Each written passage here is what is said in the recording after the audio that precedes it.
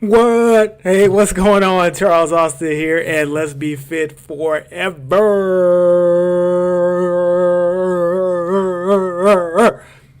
Yes, so it is Monday, time for another awesome, informative, and hopefully entertaining stream here on the channel. Today I want to talk to you a little bit about blue zones, okay? So as you can kind of see in the image, look what it says. This is where people live the longest, right? And have the highest average life expectancy. Something that you might be curious about. Hopefully, as far as we know it, we get one chance at this thing called life, so why not live it to the fullest and as long as we can, possibly, and in the best condition also as possible, right? So again, I want to talk to you a little bit about blue zones. And as you can see here, this is where people are living the longest. But before we jump into that, as always, make sure that you like this video, because this video, like all the videos, are amazing. Subscribe to the channel and make sure that when you subscribe, you turn your notifications on, because otherwise, how are you going to know when I'm live? Well, I guess that you know, because I do these every Monday and Wednesday at 6 p.m. Central Time, and also Saturdays at 1 p.m. Central Time, but that's okay. Subscribe anyway, turn those notifications on, and that way if you forget, bam, you're ready to roll every time I turn this camera on. Okay, but as always, let's dive on in. There's no reason to waste any time, right? Blue zones, let's talk about these real quick, right? So here we are. Blue zones, where the world's healthiest people live, right? So if you think about it here, there it is. Yeah. So these are concentrations of people, right? Humans, right? Individuals that are living well over 100 years old, right? And they're living without problems that we see that are problems that are running rampant. If you're new to the channel, you may not know that the vast majority of my content is focused around eliminating, curing, and preventing chronic disease, right? And I've actually posted a link to a video I made defining and describing exactly what chronic disease is. It's right below in the description of this video. You can check that out. But I've spent most of my time coaching and educating on how we can prevent and eliminate chronic disease. So these clusters, these blue zones of people living over 100 years old and living without problems like heart disease, living without obesity, living without cancer, living without diabetes, right? Where are these places and what's going on there, right? So if you think about it, or if you look at it here, here's one location. We're looking at a place over here in Greece, okay? And as you can see, this island is 8 miles off the coast of Turkey. It has some of the lowest rates of middle-age mortality. As we know, our life expectancy is getting lower and lower in the Western world. And as you can see in these other places, their life expectancy keeps going up and up, or at least is holding at a consistent level to where they're living longer and healthier lives, right? So lower rates of middle-age mortality and dementia. And their diet is basically a bunch of vegetables, healthy fats, little to no dairy, and little to no meat. So we'll keep going. That's one place, and we'll figure out what the commonality is. If you're not new to the channel, you already know where I'm going, but that's okay. All right. Okinawa, Japan, another location here. Where is this place? Largest island controlled by Japan. I've actually been there before. Nice place, right? Home to the world's longest lived women, right? Women, excuse me. And food staples include things like sweet potatoes, soybeans, turmeric, melon, etc., etc. All right, we've visited 2 places so far. Hopefully we're starting to draw some parallels, right? Let's go to, now, I had never heard of this place. Matter of fact, I didn't look it up on the map. I'm just curious, like, where is this? We can find out together, right? I don't know where this is. Oh, it looks like it's close to, it's off the coast, it's off Italy. Okay, cool. Just curious. But anywho, so there it is. This mountainous highlands of this Italian island boast the world's highest concentration of centenarian men. That basically means men living to the century mark and more, right? So its population consumes a low protein diet associated with lower rates of diabetes, cancer, and death to people under 65. So pretty much if you live here and you're following the diet of the locals, you're pretty much guaranteed to get to 65 at least, right? Let's go to another place. Oh, United States finally makes it on the list, right? California, okay? Loma Linda, California, right? And here we go. Residents live 10 more healthy years than the average American. So, again, let me say that a little bit slower. On average, the folks that live here in Loma Linda, California are going to live 10 more healthy years than the average American. All right? And they're going to be eating a diet full of grains, fruits, nuts, and vegetables. Imagine that. Okay? Last but not least, we're in Costa Rica. The place I got on my list to travel to, right? I think I'm done traveling in the United States. I'm ready to spread my wings a little bit more, right? But anywho, again, let's go. The lowest rate of middle-age mortality, again, second highest concentration of male centenarians, again, 100-year-old men. Their longevity secret lies in the party of their faith communities, social networks, and habits of regular, low-intensity physical activity. Bam. So what do all these places have in common? Well, not little, if any, meat, little, if any, dairy, and they move. Interesting. Okay. Novel idea that eating lots of plants and moving can extend your life. Novel idea. Okay. Because again, folks, still, to this day, still get plenty of pushback from colleagues, other fellow coaches, nutritionists, trainers, etc., health coaches, all that kind of stuff. I get pushback, obviously, from people who are not in the industry on the fact that pushing and trying to educate on the plant-based living is just not correct. And the data continues to suggest to the contrary, right? So what is it that they're doing, though, right? What is it that these folks are doing in these blue zones, right? So again, as it says here, life expectancy of an American born today averages about 78 years old, right? I don't know about you, but that's a little bit too short for me, okay? But over 70,000 Americans have reached their 100th birthday, right? What are they doing that the average American isn't? I think y'all already know the answer, but we're going to get into it anyway. So let's go, and we already went to the places. We already went to all these locations and showed you that these are the locations, these blue zones where people live the longest and live the healthiest, right? So what are some of the things that they are doing on a regular basis? Well, number one, they're moving, okay? And I know it says move naturally, but what are we talking about here? We're talking about some type of physical activity. We're talking about some type of regular exercise. That's what we're talking about. We're talking about they move naturally. Okay, so not sitting in front of a computer all day, not sitting in front of a TV or a screen all day. Excuse me, those types of things, right? They're not doing those things. They're moving, right? Purpose and downshift. So now we're talking about your mental state, right? I love this image here because it just looks like, hey, they're taking a break. They're relaxing. It's one of those things where you're just trying to keep your body reducing stress, relaxing, and also having a purpose like, hey, I know what I'm doing. I have a mission in life. Like me, I know what I'm doing. I wake up every day. I'm like, who can I get off of diabetes medication today? Who can I get off of blood pressure medication? That's how I wake up every day, right? So purpose and relaxation, right? Well, look at this one, the 80% rule. All right, it says eat wisely. Basically, when we're talking about this 80% rule, when folks in these communities eat, they basically eat till they're about 80% full. Okay, they're not going all the way to their 100, 110% full, all that to where they're eating too much. They're getting enough nutrition that they need, and they're giving their stomach time to adjust before they eat any more, if at all. And a quick little note on that, for everybody out there, keep in mind that when you eat anything, it takes a little bit of time for your brain to realize that there's food in your stomach. So hunger signals can continue even after you've eaten a full meal. So it's important to eat slowly and make sure you give your brain time to catch up with your stomach, right? What else do they do? Plants.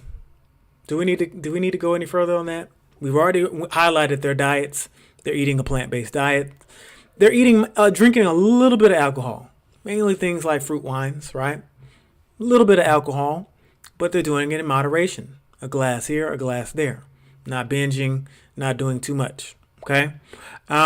There's connections. And here we're talking about being part of a community, right? Whether it be faith-based, whether it be non-faith-based, whether it be volunteer work, whether it just be camaraderie, family, friends. The point is there's some type of connection. So again, all of these things are all focused on your overall well-being and longevity. And these are the things that people in these blue zones are doing. And it's something that I think everybody can learn from in order to improve their health and longevity, right? One of the things I always push others to do more of is do things like yoga, do things like meditate. Now, I haven't gotten there yet on the meditation. It's a difficult skill to learn. I'll be honest. Not gonna front, but I love to do yoga because yoga is all about breathing. Yoga is all about being in the moment, and it's important to get yourself away from all the stresses that are related to life, right? So again, just real quick, summarize these blue zones real quick. Last little bit. We said, hey, they're going to be eating lots of eating a diet full of whole plant foods, right? So we're not even talking about all the processed stuff. Again, just because you're vegan or vegetarian, if you're eating all that processed stuff, it's not the greatest thing. Personally, yeah. Do I like to eat, plant meats and all these things every now and again? Absolutely. But not as a regular thing. This is an every now and again thing, right? So again, lots of vegetables, lots of legumes, lots of fruits and nuts and seeds and all those different things, right? We talked about the 80% rule already. Sometimes they even mixed in a little fasting, right? So occasionally, sometimes you take your body, you take your body with a little bit of calorie restriction, take a little bit of the food away, fast for a day here, a day there, few hours there, give or take. Everybody's a little bit different, but these things also have helped with longevity. As it says here, a study showed that during certain fastings, it leads to lower blood cholesterol and lower body mass index. So nothing wrong with that, right? Again, we talked about consuming alcohol in moderation already. Exercise is built into daily life. So again, when we're talking about moving naturally, they're not necessarily going to the gym, but they do a lot of things like gardening, walking, cooking, and other things that's just part of the daily routine. Now, hey, it's okay if we live into the more industrialized world where we're dealing with planes, trains, automobiles, machines, computers, all this kind of stuff. That's fine. But we do also have access to gyms and fitness coaches and things of that nature. So there are plenty of ways to simulate these natural movement, this natural activity, so that we can continue to keep our bodies in motion as well, right? Sleep. They get enough sleep. A lot of us in this modern world, we're always going, and we don't take enough time for ourselves to actually rest and recover and heal. Sleep is super crucial to any health goal, any type of longevity goal. You gotta sleep. It gives your body time to heal and recharge. So these folks are getting plenty of sleep, right? So other traits associated with longevity, like we said, some having a purpose. Again, we talked about already. Find what your mission is in life. I stopped here just because for somebody like myself who's in a good space and figuring out exactly why I'm here on planet Earth, it feels good. And it's something that it took a while to get here. It took some struggles. It took some people closing the doors on me. It took some time getting treated unfairly. Took some self-doubt outside, all these different things. But when you get to a point to where you say, I know exactly what I'm doing, boy, everything clicks. You wake up and you don't have to question, what am I going to do today? You know what you're going to do, right? Here's another good thing. Older and younger people living together. Community is so important. And again, that social network, we're not talking about social media. We're talking about real human connection. There's a reason why us humans are so, we're always searching for that partner, that mate, that life partner, right? Because we're social beings. And that social connection is good for our psyche. And we're not with other humans, It's bad for our psychology. It's bad for our mental health. And we want to try to avoid that. So let's move on, right? So we're going to go to the flip side here as we wrap up here for today. So I wanted to start showing you some trends of where we've been heading, as a Western world. I'm going to show you a few different charts here in just a second as we move on. But this was a chart that talked about the causes of death in England. This is one part of the country, of the world. But I'll show you some other charts here in a second. But get some water. But this is about the cause of death in England and Wales. We're looking at 1880 going into 1997. I know 1997 is a little while ago, but the point is we're talking about the non-modern world versus the modern world that we have today.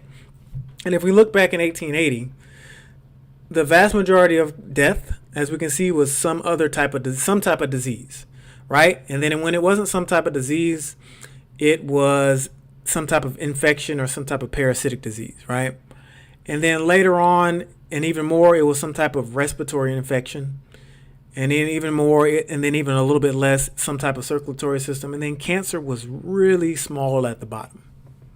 Okay? But as we get closer to now, like I said, this data is as of 1997. Look at the increase in deaths from cancer. Okay? So we did a good job as a society, right? Getting rid of death from disease, certain other diseases. Like we shrunk infectious disease as well. Now you can see that the disease of the circulatory system also grew. What do you think that is? Well, we know that the circulatory system deals with the heart and the blood vessels. So here we're talking about, basically here, if we're going to keep it simple, we're talking about heart disease deaths, stroke, heart attack, stuff like that, and cancer deaths growing rapidly, massively between 1880, and that's about 100 years.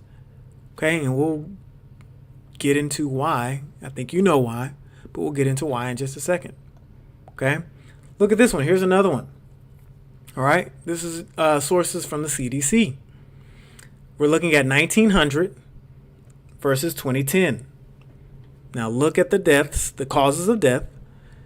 Vast majority was pneumonia and tuberculosis. Heart disease was here. All right, and what is this is per 100,000, okay? So 137.4.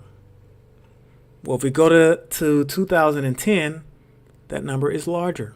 Heart disease and cancer. Look, cancer barely registered. Can you find the cancer? It's all the way up here, small amount. Look at that little bitty chunk right here. But now we go to 2010. Look, heart disease and cancer.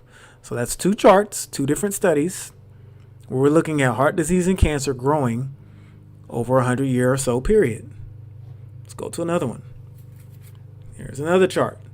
Now this one is from, where is this one from? Oh, Oxford. Okay.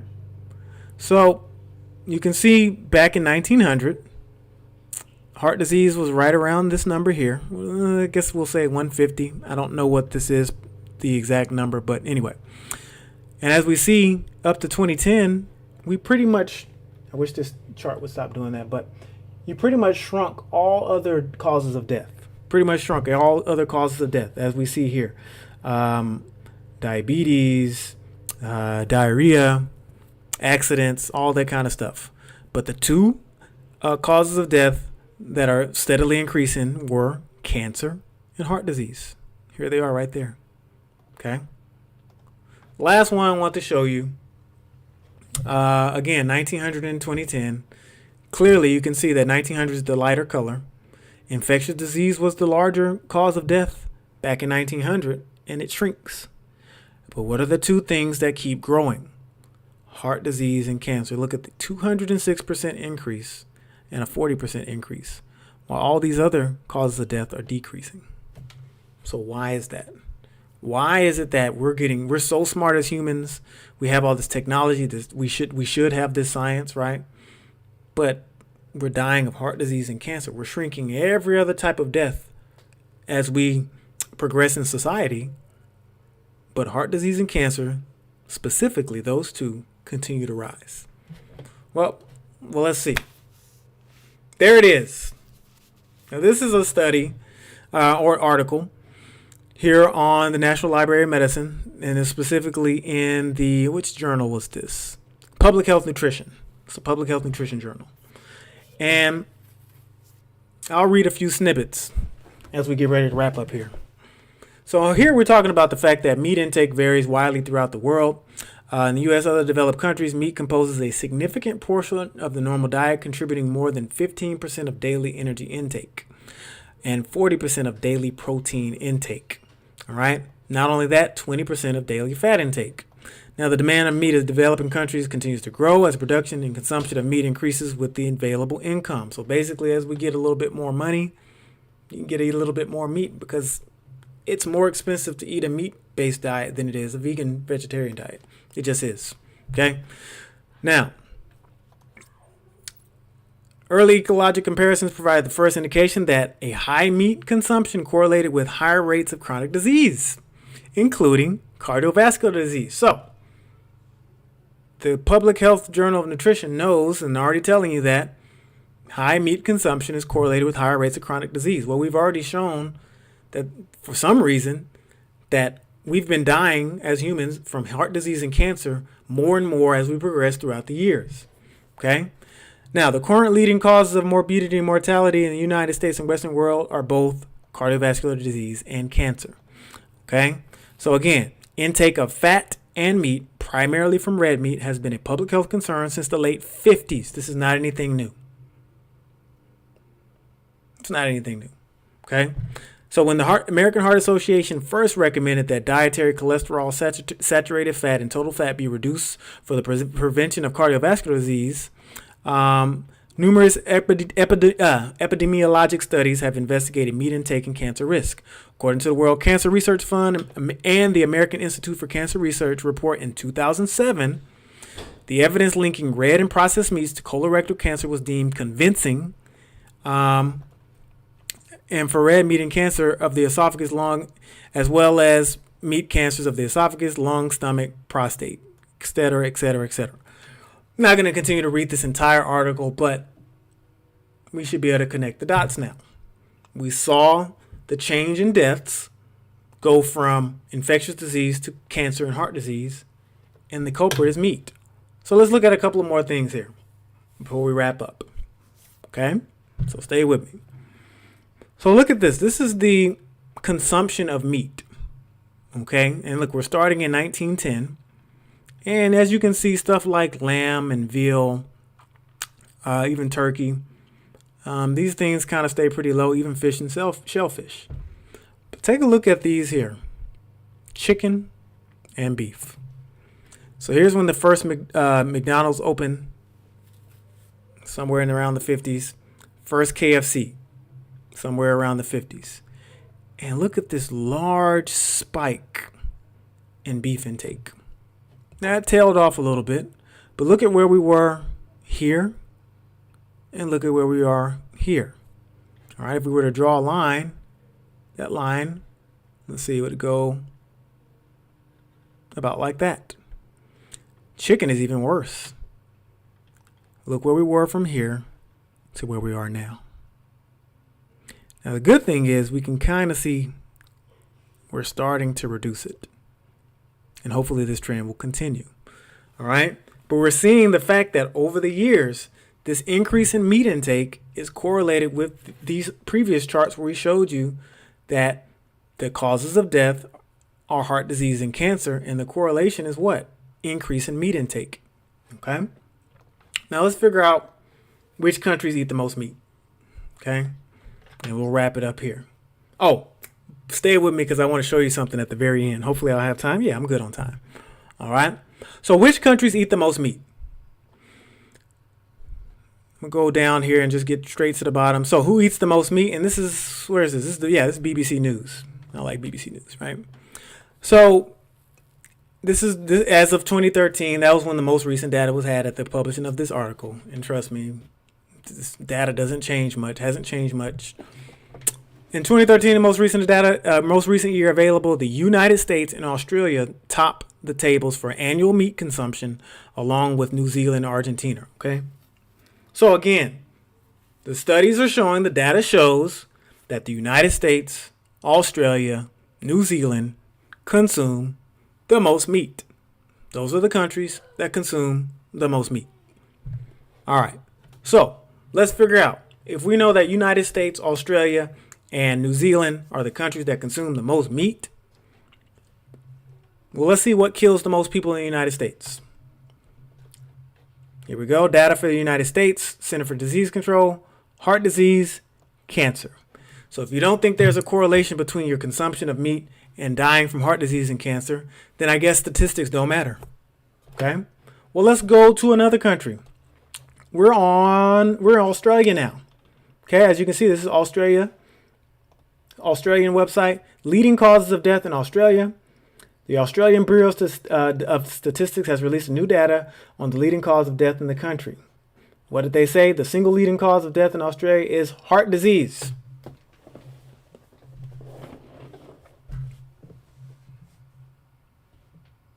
Okay.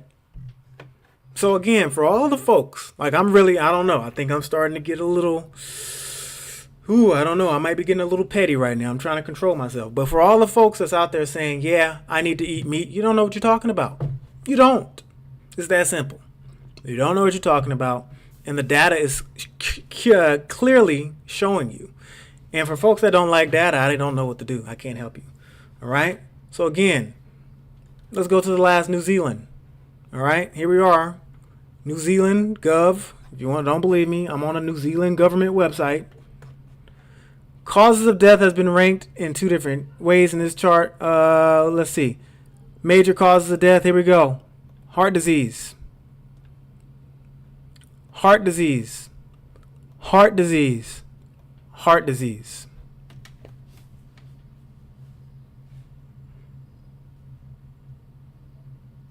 Okay? So again, if you want to continue to spew out information, if you want to continue to spew out lies that says that we humans we have to have meat because we need protein and we need certain iron and all this other stuff that you say, it's not true. What it does is it kills you over time, simply because your digestive system, your physiology is not designed to process it. And when you get too much of the wrong thing, your body can't do anything with it other than grow a tumor or be clogged or give you a heart attack or a stroke. It's just what happens. Now, if you're still with me, I want to show you something that I found very cool, right? This is, if you go to, and I encourage y'all to try this out yourselves. If you go to MyPlate.gov, this is the United States. This is the place where you're supposed to get all the good advice for what we're supposed to eat and all that good stuff. Obviously, well, you'll see what happens. So here it is. Are you making every bite count? It's basically an assessment to see how good or bad your current diet is, right? So you fill out these, you're going to fill out the form. I'm going to do it right here real quick before I wrap. You fill out the form and it tells you, hey, it kind of gives you a score or whatever, see how good you're doing. So let's start the quiz, okay? All right. All right, so what are my top 3 healthy eating goals, right? Well, obviously, I want to be healthier. I want to maintain my weight. I like energy, okay? Doesn't matter what you put, okay? Which of the following, if any, are preventing you from eating healthy? Not really. I'll just say sometimes it takes time because I cook all my food. Most of my food I cook, right? How familiar are you with MyPlate? I'll just say not too familiar. Who knows, okay? Is this your first time? I'll say yes. Okay.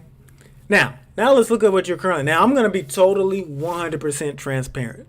Okay. Everything I answer right here on the screen is true. I'm not making this up. This is me, right? So it's asking how often do you eat from the fruit group? 6 times a week, guaranteed. How often do you eat from the vegetable group? 6 times, guaranteed. Not making this up. How often, and if you do decide to enter this stuff, be honest. Nobody can see you. Be honest. I'm doing it in front of y'all, but I promise y'all this stuff is all true. How often you eat dark green vegetables?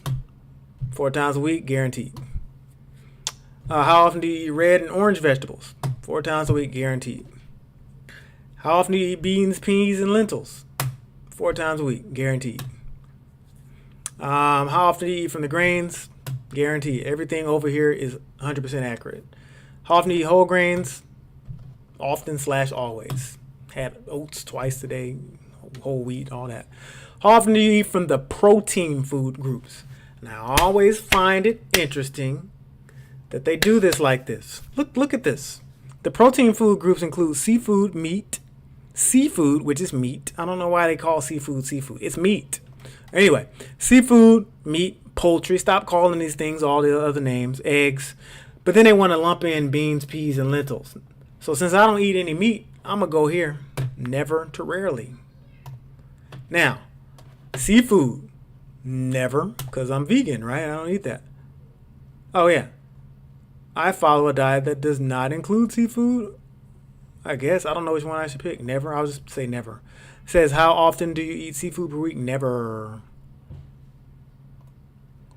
How often do you eat other protein foods? See how this popped up? Now, I can put this one because I eat lots of beans and lentils and nuts and seeds and stuff like that. So now I can put yes. How often do you eat dairy? Heck no. Never eat dairy. Never. I wish they had a never, zero, minus, a negative. All right. How often do you drink low-fat milk? Now, how they got this on here twice, y'all? They trying to trick me. I'm pretty sure I just answered the question about dairy. But I'm going to say never again. How often do you drink? Look how much they're trying to sneak the dairy in. What about lactose-free milk? What about that? Never. I don't eat any of that junk. I would like to learn nothing about any of this. I don't want to learn about any of that. I just want my score. I am not a robot. Now watch what my score is. It says that I'm an apprentice, which means I don't know anything about nutrition, basically. I'm not a pro. I'm not an all-star. I'm not a Hall of Famer. And why? Because I don't eat enough meat and dairy. But yet, we've already discovered that these places here are all people that live over 100 years old. They don't have heart disease. They don't have obesity. They don't have cancer. They don't have diabetes.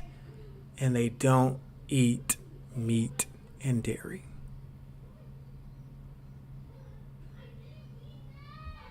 All right, so reminder, I got a raffle coming up here for your chance. My drawing is going to be on this Friday. We're going to do a live drawing on Facebook and Instagram. So again, you can go to fitnesscharles.com, enter the raffle. Bam, it pops up as soon as you go there, fitnesscharles.com/fitforeverraffle. You can enter the raffle for your chance to win a spot in my 12-week transformation experience, which is designed to help outside of my YouTube, because if you think you're getting something on YouTube, boy, you ain't getting anything yet, right? So we're going to learn the skills to be fit forever. Reason why I say that is I'm not a personal trainer, even though I'm certified a personal trainer. I've been a personal trainer for 20 years almost. But I'm not a personal trainer. I don't need to re-up you. I don't need to sell you another package. I'm not trying to give you sessions because all that stuff is kind of pointless, right? I'm going to show you exactly what you need to do to be fit for the rest of your life, okay? So we're going to lose weight, we're going to have fun, and you're going to learn the skills to be fit forever. And these are skills you can pass down to your family, because believe it or not, lots of people think that diseases like obesity and heart disease and cancer, all this stuff, they think these things run in their families, and it's not that runs in their family. It's the bad behaviors of eating all these sugar and meat and dairy. That's the problem that we have. So again, the raffle drawing is coming up on Friday, July 1st, live on Facebook and Instagram. So make sure you follow me at Fitness Charles on Facebook, Instagram, and Twitter, right?